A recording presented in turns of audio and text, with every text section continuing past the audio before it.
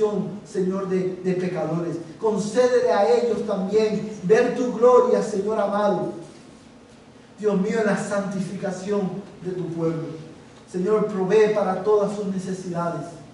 Provee para las necesidades de Paramount en español y provee para las necesidades espirituales y materiales del pastor Jonathan y su familia. Y te damos gracias, Señor, por el tiempo que nos concediste pasar con ellos ayer. Gracias, Padre, por tu bondad. En el nombre de Jesús. Amén. Amén. Amada iglesia, en esta mañana vamos a estar enfocados en, como le había dicho hace un momento atrás, en este capítulo de Esdras, capítulo 7, y vamos a estar mirando específicamente a partir del verso 11 hasta el final de este capítulo. Esta porción del libro de Esdras generalmente es conocido o descrito en muchas Biblias de estudios y por muchos comentaristas bíblicos como la carta de Artajerjes. Porque en efecto, hermanos, los versículos 11 al 26 contienen el récord histórico de este documento que, hermanos, que le es entregado a Esdras, en el cual contiene una encomienda que el rey y sus consejeros le habían dado. Ahora bien, amados hermanos, la razón por la cual este documento y estos textos es tan importante, la razón por la cual el Espíritu Santo, al inspirar el cronista, lo guió a incluir en el libro de Esdras este documento histórico, es porque no solamente nos concede ver lo que estaba pasando, sino que también en este documento nosotros vemos cómo Dios obró a favor de su pueblo y vemos también cómo Dios ejerce en efecto su dominio sobre todos los reyes de la tierra. Pero amados hermanos, en estos versículos también nosotros vamos a encontrar algunas notas editoriales que nos ayudan a comprender con un poco más de claridad lo que Dios estaba haciendo y cuál era la razón por la cual las cosas que se relatan en estos versículos ocurrieron. Cuando hablamos de notas editoriales, estamos hablando, hermano, de comentarios que el escritor, inspirado por el Espíritu Santo, hace e incluye en el texto para ayudarnos a tener más claridad acerca de la obra que Dios está haciendo. Y estas notas editoriales las encontramos específicamente en el verso 6, en el verso 9 y en el verso 28. Mira conmigo por un momento Esdras, capítulo 7, verso 6. Dice, y Esdras subió de Babilonia y era escriba experto en la ley de Moisés, que el Señor, Dios de Israel, había dado. Y el rey le concedió todo lo que pedía, y aquí la nota editorial, porque la mano del Señor su Dios estaba sobre él. Mira el verso 9, dice, porque el primer día del mes primero comenzó a subir de Babilonia, y el primer día del mes quinto llegó a Jerusalén, pues la mano bondadosa de su Dios estaba sobre él. Mira el verso 28, el último verso, dice, y que me ha extendido misericordia delante del rey y de sus consejeros y delante de todos los príncipes poderosos del rey. Así fui fortalecido según estaba la mano del Señor mi Dios sobre mí, y reuní a los jefes de Israel para que subieran conmigo. Amados hermanos, cada vez esta es una expresión, la expresión la mano de Dios es una expresión que nosotros vamos a encontrar en varias partes de la Escritura, pero específicamente es una expresión que se repite una y otra vez tanto en el libro de Esdras como en el libro de Nehemías. Y esta expresión, la mano de Dios, es un antropomorfismo que, hermano, que ilustra la intervención de Dios en la vida de su pueblo, especialmente en la redención. Un antropomorfismo, hermano, es un recurso literario que se usa para atribuir, hermano, cualidades o formas humanas a cosas o seres que no son humanos, especialmente a Dios. Sabemos que Dios no tiene manos. Dios no tiene ojos. Sabemos que Dios no tiene piernas. Pero cada vez que se menciona el ojo de Dios, la mano de Dios, son antropomorfismos que, inspirados por el Espíritu Santo, se incluyen en el relato bíblico para ayudarnos a comprender la obra de Dios en medio de nosotros. Dios se rebaja a nuestra humanidad y usa nuestro propio lenguaje para que podamos entender cómo Él obra en medio nuestro. Como decía Dios, sabemos que Dios no tiene cuerpo, Dios no tiene partes, porque Dios es espíritu.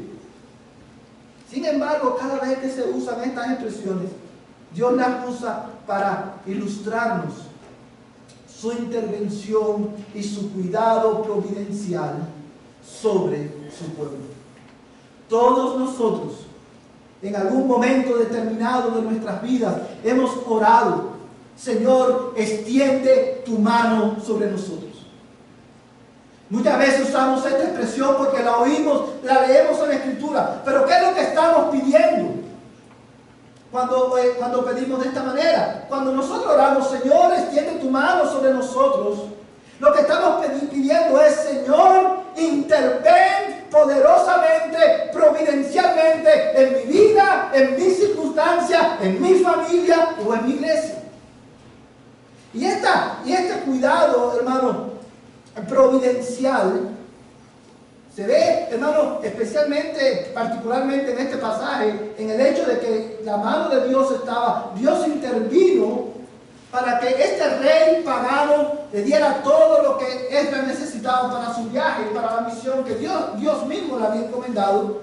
La mano de Dios se vio en la intervención de Dios, cuidándolo por 5 meses. Estuvieron viajando y llegaron seguros a su destino porque Dios providencialmente cuidaba de ellos. Y el texto te lo dice.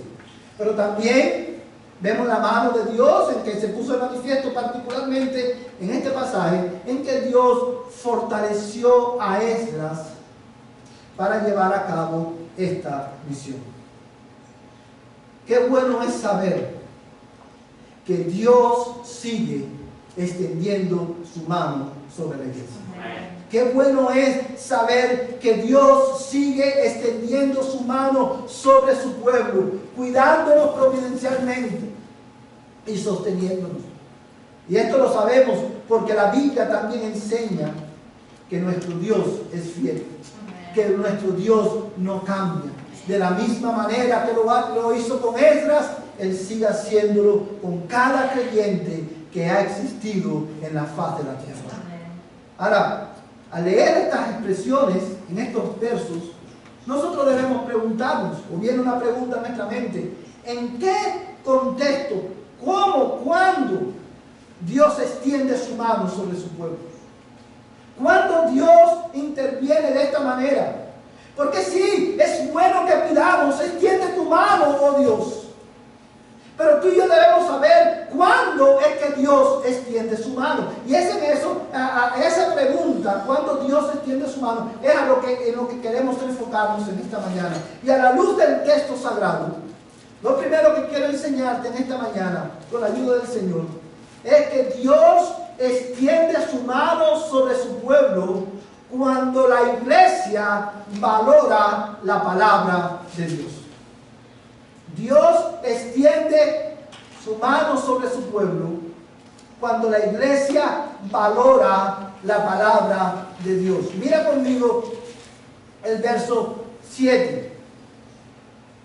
El verso 11, perdón, dice: esta es la copia del decreto del rey Artajerjes que él le dio al sacerdote Esdras, el escriba, instruido en las palabras de los mandamientos del Señor y de sus estatutos para Israel. Artajerjes, rey de reyes, al sacerdote Esdras, escriba de la ley de Dios del cielo, paz perfecta.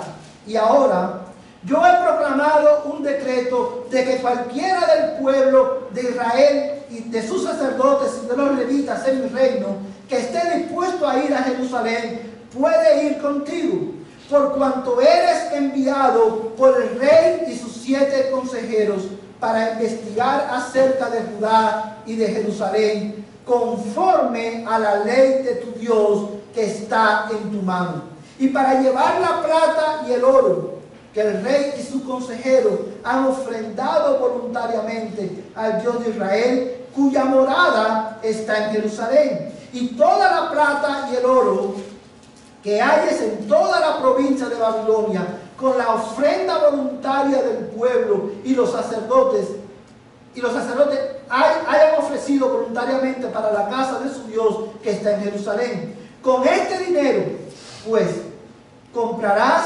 diligentemente novillos, carneros y corderos, con sus ofrendas de cereal y sus libaciones correspondientes, y los ofrecerás sobre el altar de la casa de vuestro Dios que está en Jerusalén. Amados hermanos, de todos estos versículos que he leído, quiero enfocar nuestra atención en el verso 14 y en el verso 17. Fíjate, el contexto del versículo 14 habla de la introducción de este documento. Cuando dice, hermano, en el verso 12, Artajerjes, rey de reyes, al sacerdote Esdras. Esta era la manera, hermano, en que estos documentos se escribían en aquel tiempo. O sea, la razón por la cual esto es importante señalarlo es porque esto habla de la veracidad de este documento. De la manera en que los reyes de Persia escribían era de esta misma manera. Ellos se proclamaban ser rey de reyes. Por eso es que es tan significativo que en este libro se nos enseña que el verdadero rey de reyes es el Señor Jesucristo. Es Dios que ejerce su dominio sobre los potentados de la tierra. Y quiero que te fijes, hermano, en el verso 14.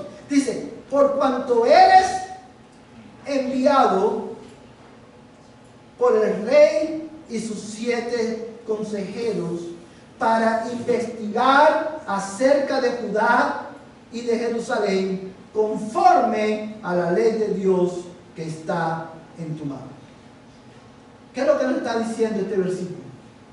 Amados hermanos, aparentemente había llegado, muchos comentaristas dicen que habían llegado reportes, no sé cuántos ustedes recordarán, y los que han leído el libro de Esdras, de Nehemías, usted se va, no sé cuántos ustedes recuerdan que en el capítulo 1, Nehemías dice que le llegó el reporte del estado en que estaba Jerusalén, y debido a ese reporte, él habla con el rey para que lo deje ir, ¿verdad? Y arreglar la situación en la que estaba la nación la ciudad de Jerusalén. Bueno, muchos dicen que algo parecido pasa aquí, y Esdras le comunica al rey que algo está pasando en Jerusalén.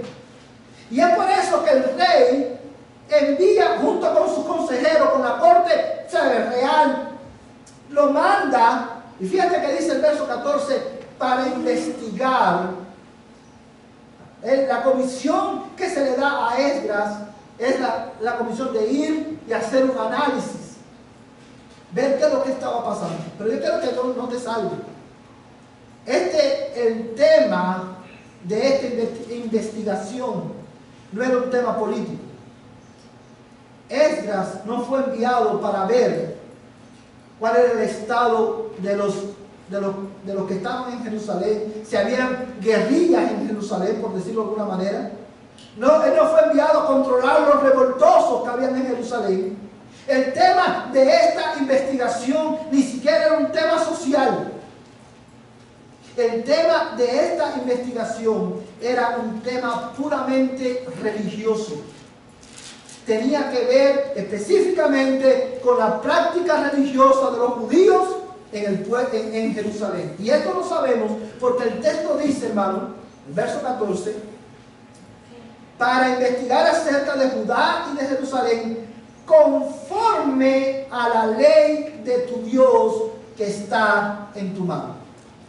O sea, la regla que se iba con la que se iba a medir la situación no era la ley real, era la palabra de Dios. Y esta expresión, conforme a la ley de Dios que está en tu mano, es una expresión muy importante en este versículo, porque tiene dos grandes implicaciones. La primera, en esta expresión se ilustra la autoridad de la palabra de Dios. Esdras ve, investiga todo lo que está pasando con la religión de tu pueblo. A lo mejor, si quizás hubiera sido en este tiempo, quizás, seguramente, la encomienda hubiera sido: Esdras, ve a ver si los religiosos allá en Jerusalén están siendo relevantes o están siendo inclusivos. No, dice, ve, evalúa conforme a la palabra de Dios que está en tu mano. Era la palabra de Dios, la regla. Era, hermano, la plomada que iba a medir, ¿verdad?, las prácticas religiosas de la nación de Israel. Algo estaba pasando. Y seguramente estos judíos no estaban adorando conforme a la palabra de Dios.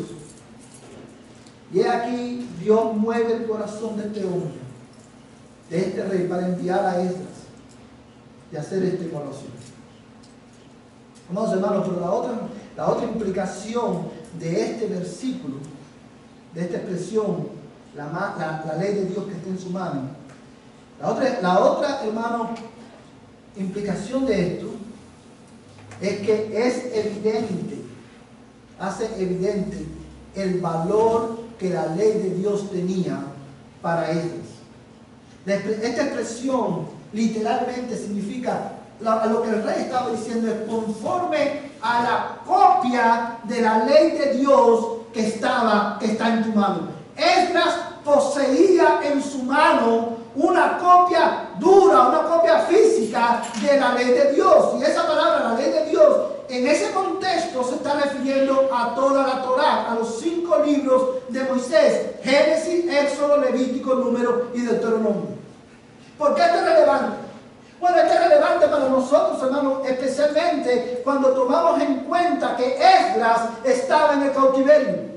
Y aún en el cautiverio, este hombre conservó una copia de la ley de Dios. Y una de las cosas que usted ve que se repite una y otra vez es que Esdras era un hombre que había dedicado su corazón a estudiar la ley de Dios. Era experto en la ley de Dios. Y si usted se fija, hermano, nuevamente en el verso 11 dice: esta es la copia del decreto que el rey Artajerjes dio al sacerdote Esdras. Y fíjate cómo dice: el escriba instruido en las palabras de los mandamientos del Señor y de sus estatutos para Israel. Cuando el rey le dice a Esdras: investiga conforme a la ley de Dios que está en tu mano. Amados hermanos, esto nos indica que no solamente la autoridad de la palabra de Dios, por la cual debe ser creída y obedecida, sino también que verdaderamente este hombre, la mano de Dios estaba sobre Esdras, porque Esdras valoraba la palabra de Dios. Amén.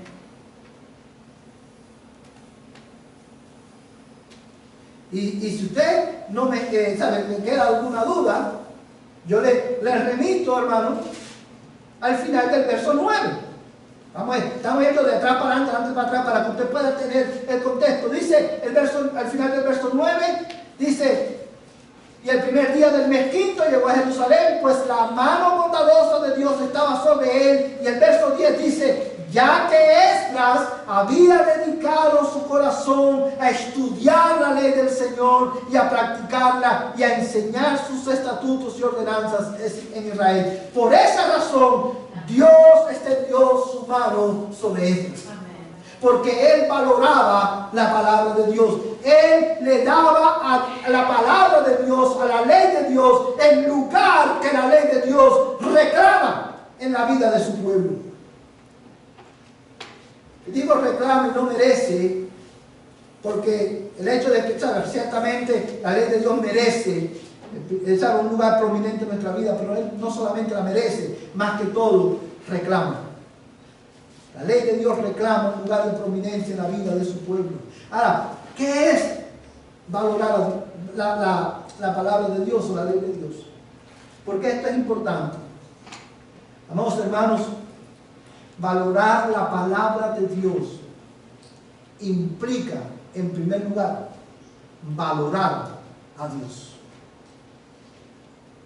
El valor de las enseñanzas bíblicas, el valor y la autoridad de los mandamientos bíblicos para la iglesia se desprende, en primer lugar, del hecho, hermano, del valor del autor de la Biblia. Porque es la palabra de Dios, porque Dios la inspiró, porque Él es el autor primario y Él es Dios. Su palabra tiene gran valor para nosotros.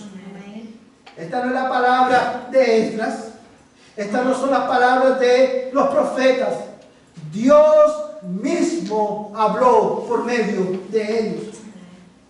Y es por eso, amados hermanos, que valorar la palabra de Dios implica valorar a Dios.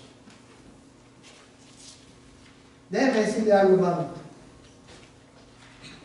El lugar que nosotros le damos a la instrucción bíblica, escúchame bien porque esto es muy importante. El lugar que nosotros le damos a la instrucción bíblica en nuestras vidas habla muy alto del valor que tiene para nosotros Dios y nuestra relación con Él.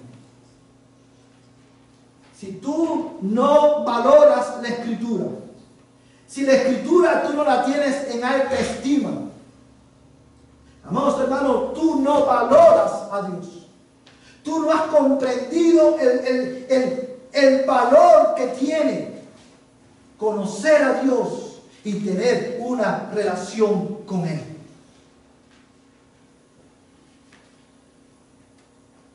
Siempre hemos dicho, hermanos, que expresiones como amor a Dios o amar a Dios son expresiones que pueden ser, hermanos, muchas veces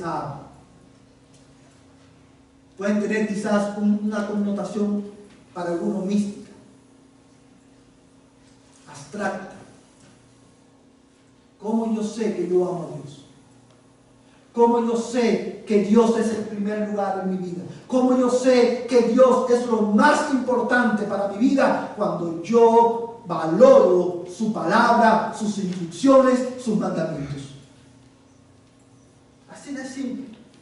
Y cuando la iglesia, tanto a nivel individual como a nivel congregacional, valora la palabra de Dios,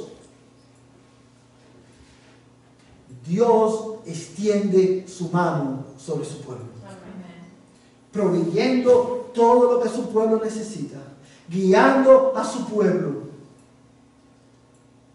y fortaleciendo a su pueblo. Mira conmigo, hermano, el Salmo 119, verso 24. Salmo 119, verso 24.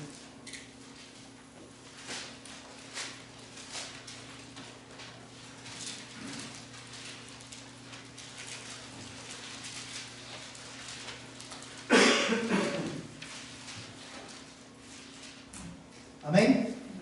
Mira este versículo tan corto. Dice, también tus testimonios son ¿qué cosa? Son mi deleite. Salmo 119, verso 24. También tus testimonios son mi deleite. Ellos son mis consejeros. La palabra testimonio en este versículo es la traducción de un término hebreo que hace referencia al contenido de la verdad de Dios, ¿verdad?, escrita o registrada en su ley. De manera que lo que el salmista está diciendo en este versículo, si pudiéramos parafrasear el verso 24, es esto: Señor, mi deleite está en meditar en tu palabra, porque en ella tú te has revelado a mi vida. Esa es la verdad detrás de ese versículo. La razón por la cual el salmista se deleitaba en los testimonios de Dios, en la revelación de Dios en su palabra y en su ley, es porque él se deleitaba en Dios. Porque él entendía que Dios es el Señor, porque él entendía medida que Dios había revelado a él en su palabra, él se deleitaba en los mandamientos de Dios y buscaba continuamente en la palabra de Dios el consejo que él necesitaba. ¿Sabes cuál es nuestro problema hoy, hermano? El problema fundamental de la iglesia, de muchas iglesias hoy, es que todos queremos ver la mano de Dios. Todos queremos ver la mano de Dios en nuestras vidas. Como decía al principio, en la familia, en mi trabajo, en mi salud. Queremos ver, anhelamos ver la intervención de Dios en cada una de las áreas de nuestras vidas. Sin embargo, no queremos oír la palabra de Dios. No queremos, hermanos, no nos interesa obedecer los mandamientos de Dios. Porque a este tipo de cristianos solamente le interesa los beneficios de Dios, pero ellos no quieren conocer a Dios y mucho menos obedecer sus preceptos. La única manera de ver la mano de Dios en nuestras vidas es valorando su palabra. Porque valorar su palabra implica valorar al autor de la palabra, que es Dios.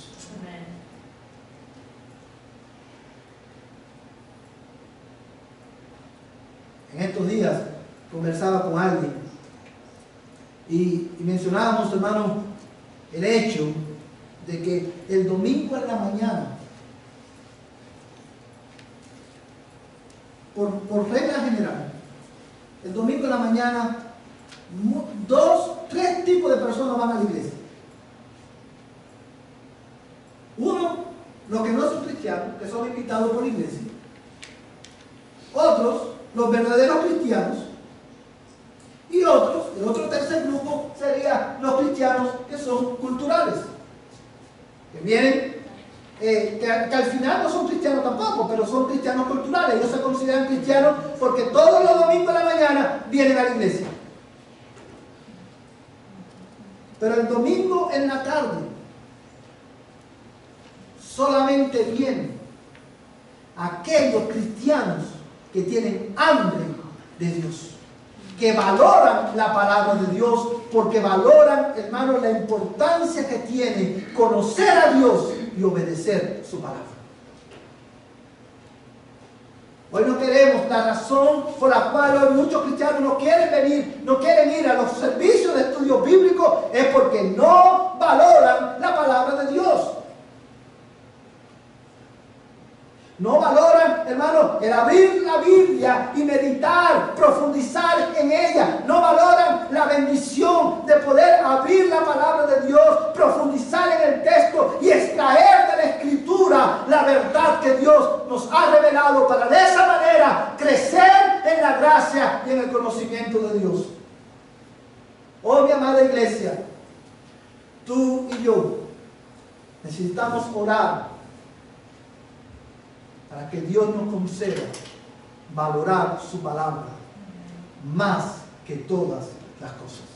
En el Salmo 119, más adelante, ese es un salmo que habla de la grandeza, de la gloria de la palabra de Dios. Y una y otra vez el salmista dice, cuánto amo tus mandamientos, todo el día ella es mi meditación. En este mismo salmo también, más adelante, el salmista dice, cuánto amo tus mandamientos, los he valorado más que muchas riquezas.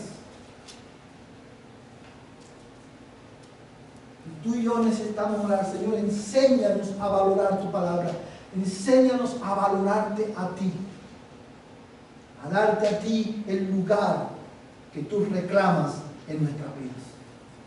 En segundo lugar, la mano de Dios se extiende sobre la iglesia, sobre su pueblo, cuando la iglesia se somete a la voluntad de Dios. Cuando la iglesia se somete a la voluntad de Dios. Vamos a leer los versículos 18 al 24.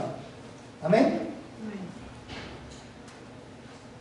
Bueno, vamos a leer desde el verso 17. Dice: con este dinero pues comprarás diligentemente novillos, carneros y corderos, y con sus ofrendas de cereal y sus libaciones correspondientes, y los ofrecerás sobre el altar de la casa de nuestro Dios que está en Jerusalén.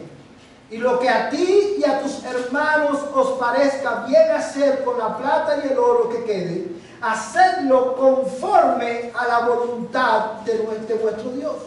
También los utensilios que te son entregados para el servicio de la casa de tu Dios, entrégalos todos delante del Dios de Jerusalén.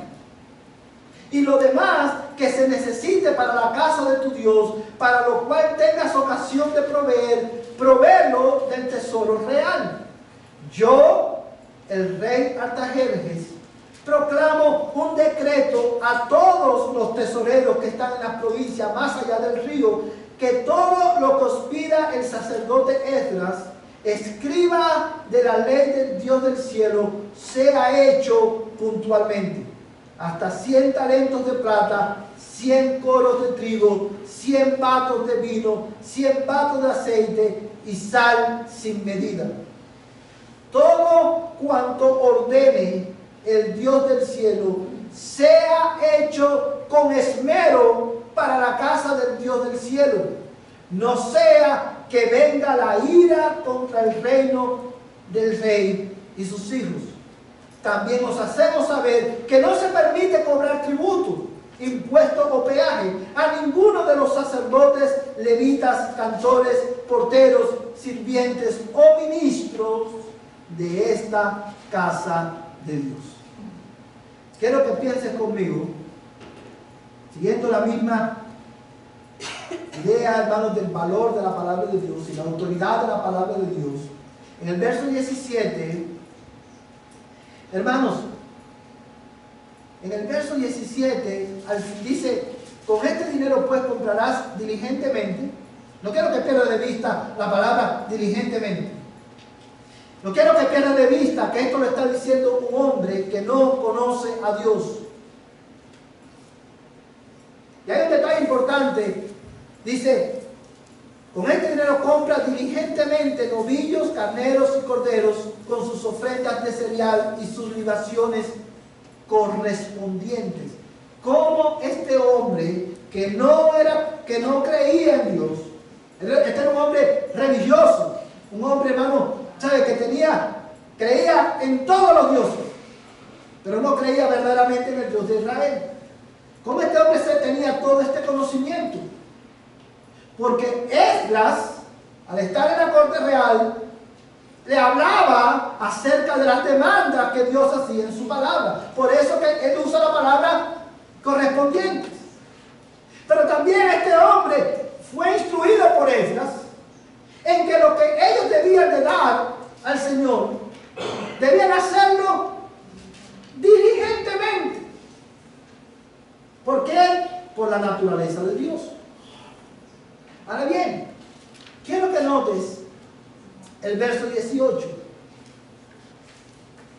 Dice: y lo que a ti, escucha bien, hermano, y lo que a ti y a tus hermanos os parezca bien hacer con la plata y el oro que quede, hacedlo conforme a la voluntad de nuestro Dios.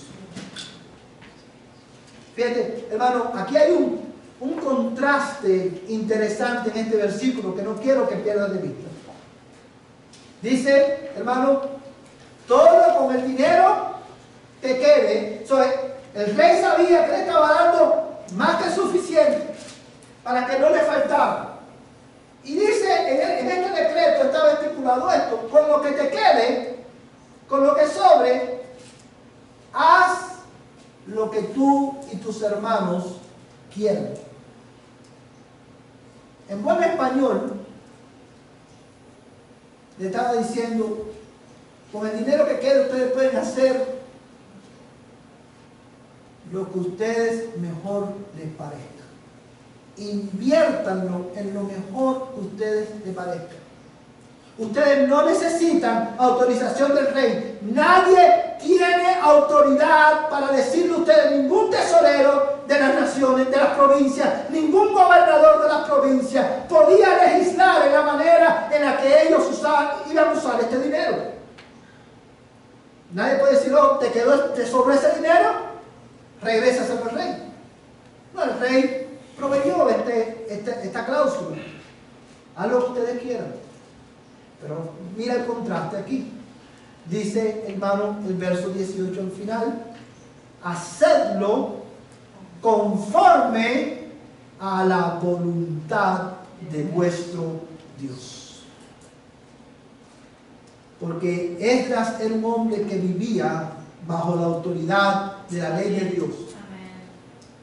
La mano de Dios estaba sobre él, proveyendo todo lo que ellos necesitaban a fin de llevar a cabo la misión que Dios le había encomendado. Y sabemos que Esdras era un hombre que estaba bajo la autoridad de Dios, vivía bajo la autoridad de Dios, porque la misma Biblia nos dice en los versos anteriores que él había dedicado su corazón a obedecer su palabra. Hermanos, he aquí en el versículo 18 un principio espiritual que yo quiero que tú recuerdes en esta mañana. Tú y yo como cristianos, los que somos cristianos, tú y yo podemos hacer con nuestra vida lo que nosotros querramos. Tú puedes hacer con tu vida lo que tú quieras, siempre y cuando no contradiga la voluntad de Dios.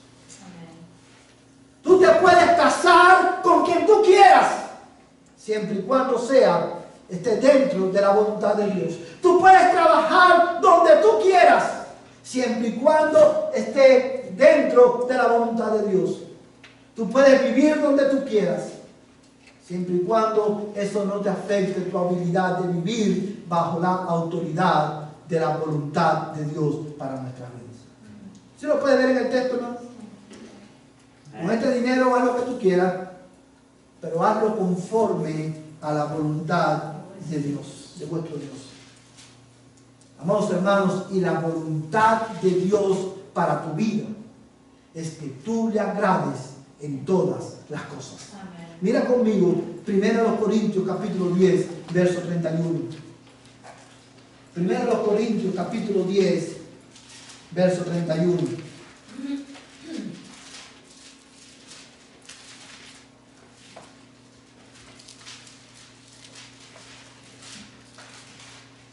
Primero los Corintios capítulo 10, verso 31.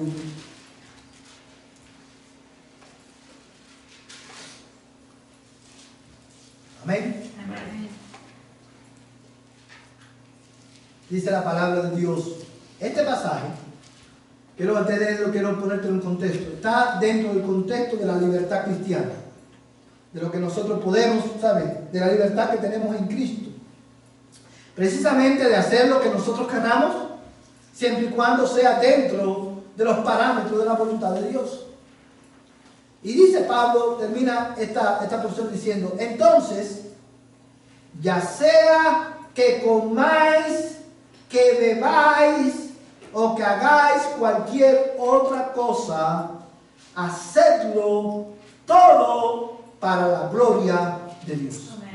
Esa es la voluntad de Dios para tu vida. Que en todas las cosas tú glorifiques su nombre. Que en todas las cosas tú le seas agradable a Él por medio de Jesucristo. Piensa conmigo en este texto. ¿Okay? Yo sé que lo hemos leído muchas veces, pero yo te lo voy a repetir de nuevo lo que significa este versículo. Ya sea que comáis, que bebáis. Yo sé que la mayoría de ustedes lo saben, pero lo voy a decir de otra manera. Cuando dice que bebáis, Pablo no está aquí aprobando la borrachera. Bebáis aquí, hermano, es la traducción de un término griego que se utilizaba en aquel tiempo para ingerir cualquier tipo de líquido. Por ejemplo, cuando Cristo dice, el que coma mi carne y beba mi sangre, ese beba es el mismo término que se usa aquí, ingerir líquido.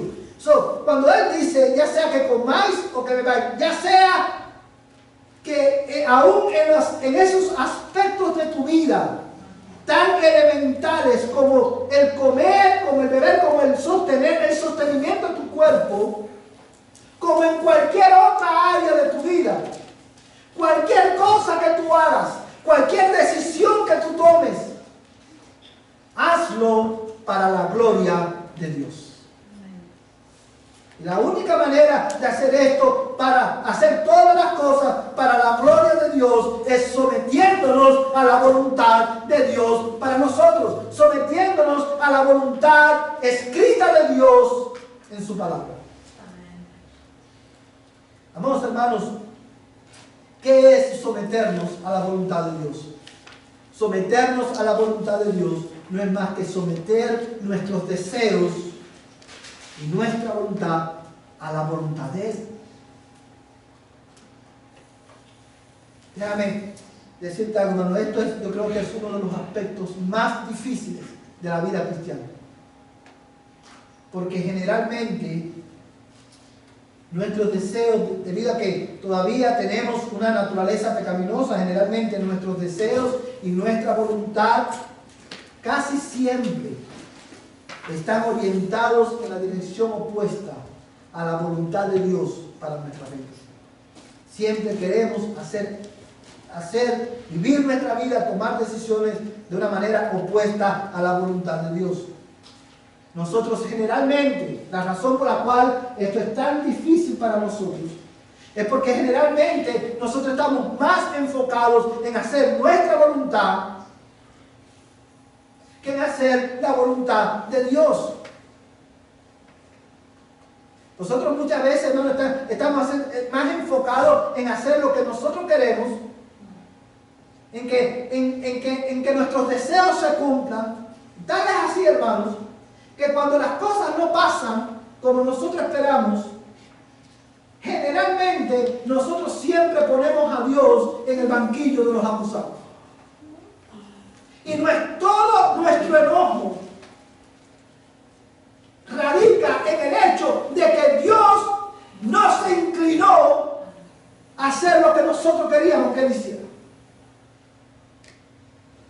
Y empezamos a murmurar, empezamos a quejarnos. ¿Por qué? Porque estamos más enfocados en hacer lo que nosotros queremos, que cuando Dios cierra las puertas, empezamos a altercar con Dios. Yo quiero decirte una cosa en esta mañana. A menos que tú y yo, como cristianos individuales y como iglesia, nos sometamos nuestros deseos, nuestra voluntad a la voluntad de Dios, no veremos la mano de Dios sobre nuestras vidas. No la veremos. Queremos ver la mano de Dios en la manera en que criamos a nuestros hijos, en la salvación de nuestros hijos. Mira nuestra contradicción. Queremos que Dios salve a nuestros hijos. ¿Sí o no? Amén. Amén. Pero no nos interesa criar a nuestros hijos acorde a la disciplina y a la amonestación del Señor. Lo que tú dices aquí acerca de cómo criar a nuestros hijos no me interesa. Es más importante lo que dice la cultura, es más autoritativo lo que dice la cultura. Y como te decía una semana atrás o hace unos días atrás, hermano, mientras nosotros criemos a nuestros hijos, criar a nuestros hijos conforme a la cultura, conforme a los patrones de este mundo, llevará a nuestros hijos a la destrucción de sus vidas. Y cuando nosotros los destruimos, lo que debe decirte, como siempre hemos dicho aquí, hermanos, ¿no? Cuando tus hijos estén hechos pedazos, no le eches la culpa al diablo. No es el diablo quien destruyó a tus hijos. Tú fuiste quien destruiste a tus hijos. Tú fuiste que muchas veces el mejor aliado, el aliado más leal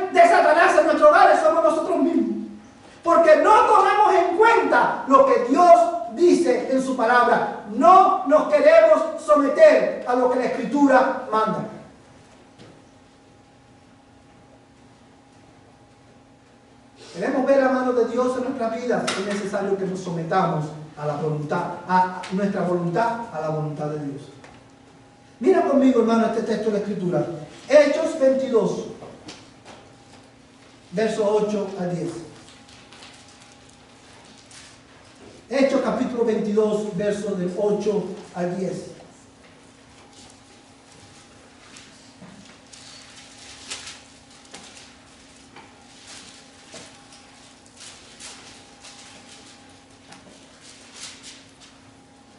¿Lo tienen ahí, hermanos?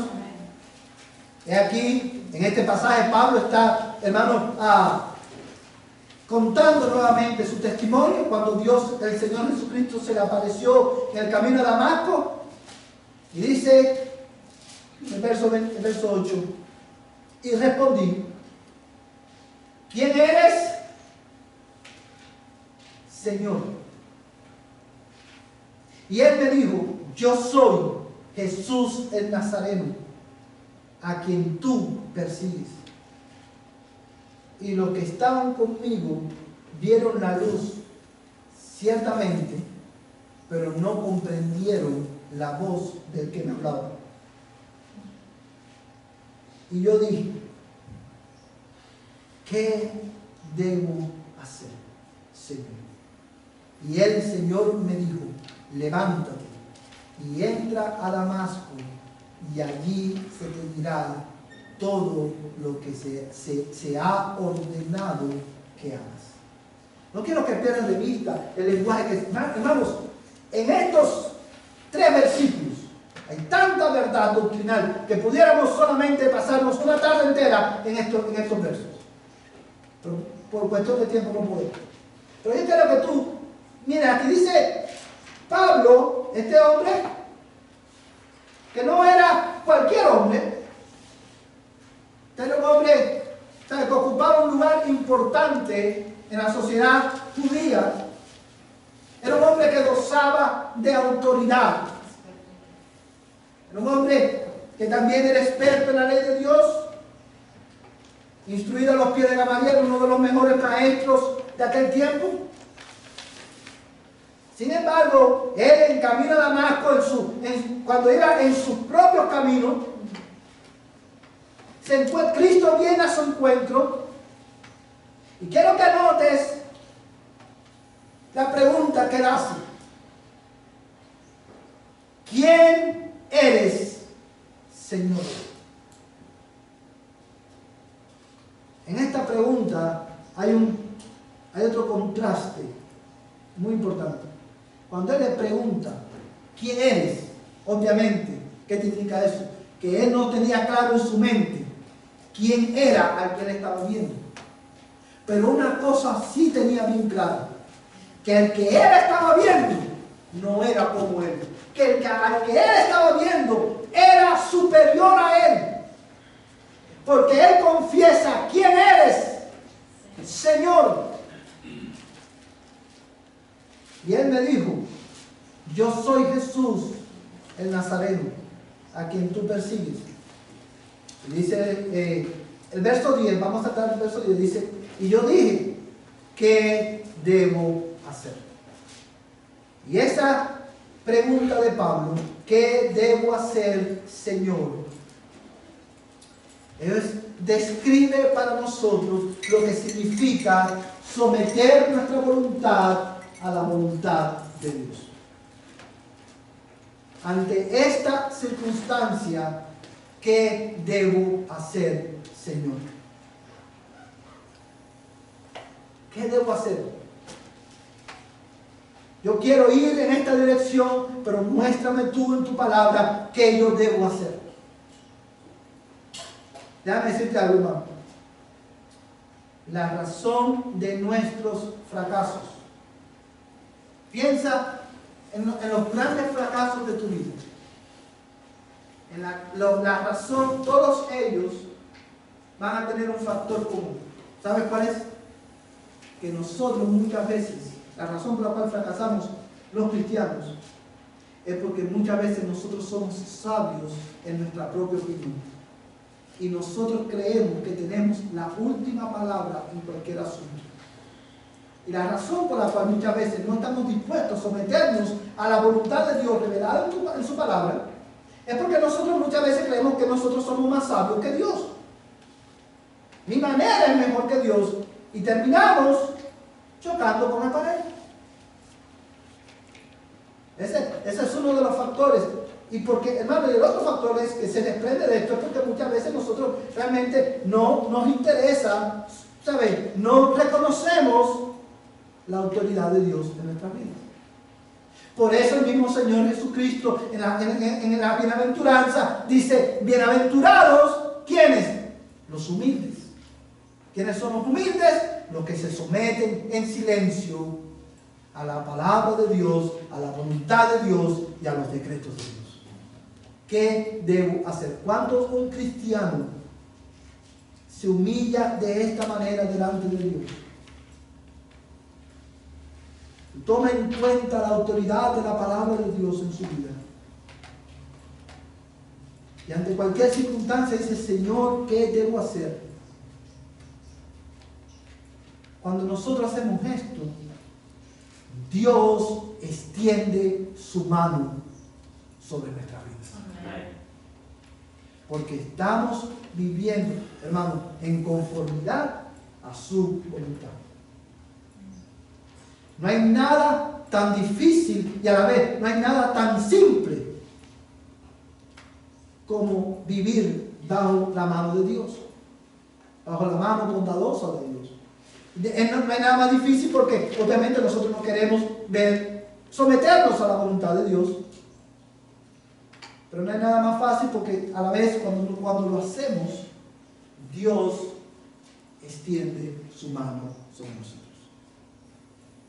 Y la pregunta que debemos hacer en esta mañana es, ¿en qué área de nuestras vidas necesitamos someternos a la voluntad de Dios? ¿En qué área de nuestras vidas necesitamos someternos a la voluntad revelada por Dios en su palabra? Quiero terminar con este versículo. Como es de costumbre en nuestra iglesia, cada vez que yo digo, hermano, para terminar un texto, no lo termino, sobre el próximo domingo vamos a continuar con este mismo tema. Pero quiero terminar en esta mañana con este versículo de la Escritura. Vamos a volver a Esdras, capítulo 7. Y mira conmigo el versículo 23. Esdras capítulo 7, verso 23.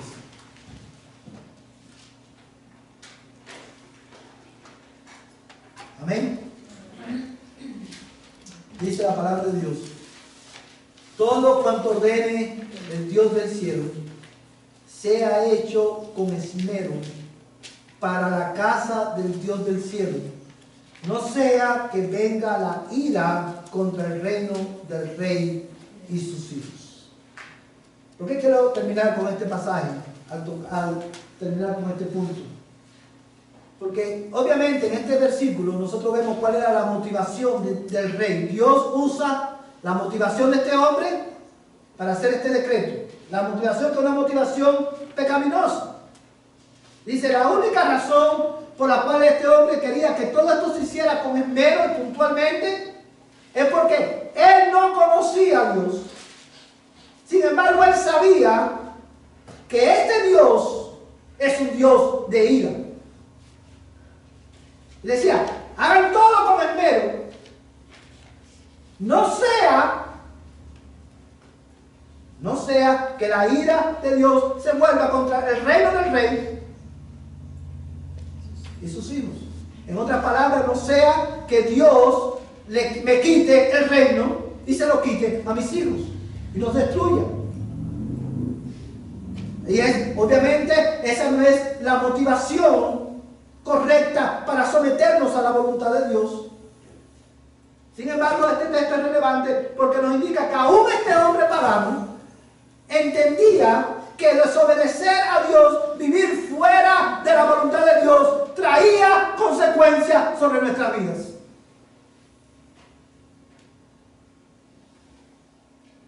Oh, mi madre, cuando yo leía esto, yo pensaba, cuánta claridad este hombre no tenía en este aspecto de Dios. La desobediencia, vivir lejos, fuera de los parámetros de la voluntad de Dios, siempre va a traer consecuencias. Nosotros, como decía, esta no es la motivación correcta para adorar o para obedecer, someternos a su voluntad. Nosotros debemos someter nuestra voluntad a la voluntad de Dios por amor a Dios. Por el reconocimiento de quién Él es. Él es Dios, Él es sabio, Él es omnipotente, Él es Señor, yo soy criatura. Por amor a Él someteré mi voluntad a Él. Si queremos ver la mano de Dios, necesitamos, hermanos, valorar la palabra de Dios. Necesitamos someter nuestra voluntad a la palabra de Dios. Pero lo cierto es que tú y yo solo no podemos. Que tú y yo necesitamos para poder hacer esto. Bueno, hermanos, la respuesta la encontramos en el versículo 28. Salta el versículo 28, nuevamente dice: y que me ha extendido misericordia delante del rey y de sus consejeros y delante de todos los príncipes poderosos del rey. Así fui fortalecido según estaba la mano del Señor mi Dios sobre mí, y reuní a los jefes de Israel para que subieran conmigo. La única manera, mi amada iglesia, escúchame bien en esta mañana, la única manera de nosotros poder someternos a la voluntad de Dios, la única manera de nosotros poder valorar la palabra de Dios en nuestra vida es que Dios nos fortalezca extendiendo su mano sobre nosotros. Y porque Él es un Dios de misericordia, porque Él es un Dios compasivo, tú y yo, mi amada iglesia, debemos venir hoy al Señor y suplicarle: Señor, ten misericordia de mí, extiende tu mano sobre mi vida, fortaléceme, Señor, en mi fe, para yo poder valorar tu palabra, para yo poder someter mi voluntad a tu voluntad, porque yo quiero ver tu mano en mi vida. Amén. Porque yo quiero agradarte en todas las cosas. Pero yo no puedo. Yo necesito que tú me fortalezcas. Amén. Ven a Cristo, mi amada iglesia. Ven a Cristo, buscando de Él la gracia necesaria para agradarle a Él. Quiero terminar diciéndole también a aquellos que no conocen a Cristo, aquellos que no conocen al Señor. Este rey tenía algo muy claro: la desobediencia a la palabra de Dios trae consecuencias. Porque Dios es Dios soberano y Él es el dueño de todas las cosas.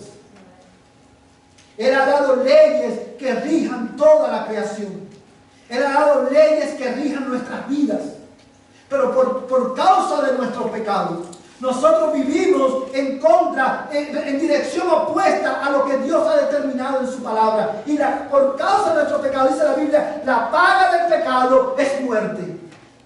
Y eso lo que significa es que por causa de nuestro pecado, tú estás separado de Dios, bajo la ira de Dios, bajo la condenación de Dios. Pero la buena noticia es que Dios es un Dios fiel, que Dios es un Dios bueno, que Dios es un Dios de amor. Y la manera en que Dios nos ha mostrado su amor es que, siendo pecadores, Él envió a su Hijo a morir por nosotros, a pagar por nuestros pecados.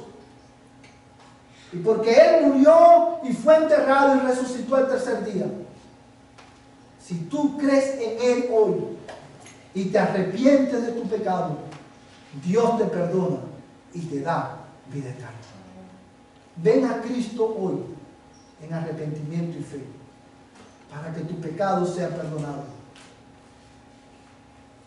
Pídele a Dios: Señor, extiende tu mano sobre mi vida en esta mañana y dame un nuevo corazón. Dame fe para creer. Dame vida eterna, por favor. Amén. Quiero invitarte a que te pongas en pie.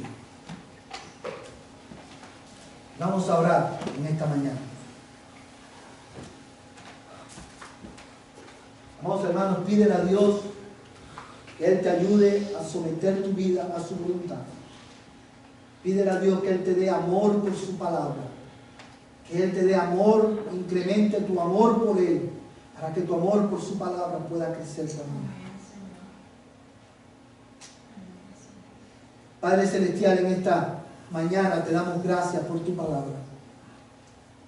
Señor, la cual nos hace venir delante de ti, Señor, humillados en esta mañana, porque reconocemos, Señor, cuánto necesitamos a Cristo en nosotros. Señor amado, ayuda a nuestra iglesia, ayúdanos a nosotros a valorar tu palabra, a valorar la instrucción clara, inerrante, suficiente y autoritativa de tu palabra. Señor, yo ruego en el nombre de Jesús que tú incrementes nuestro amor por ti, para que podamos, Señor, amar tu palabra, para que podamos valorar tu palabra. Señor, yo te lo ruego en el nombre de Jesús. Señor, dice tu palabra que tú eres el que produces en nosotros el querer como el hacer, por tu buena voluntad. Y es por eso que en esta mañana te ruego en el nombre de Jesús que extiendas tu mano, Señor, sobre nosotros, fortaleciéndonos para que podamos, Señor, también someter nuestra voluntad a tu voluntad revelada en tu palabra. Yo te lo ruego, oh Dios, en el nombre de Jesús. Señor amado, aquellos que no te conocen, yo te ruego que tú pongas tu mano sobre ellos también, dándoles un nuevo corazón, dándole fe para que puedan creer y guiándolos, oh Dios, al arrepentimiento. Y ahora, Señor, que el amor de Dios, el Padre Celestial, la gracia de Jesús, el Señor de nuestras vidas y la comunión del Espíritu Santo sea con este tu pueblo desde ahora y hasta que Cristo venga por nosotros. Amén y amén. Aleluya. Hermanos, de esta manera estamos despedidos. Que el Señor les bendiga.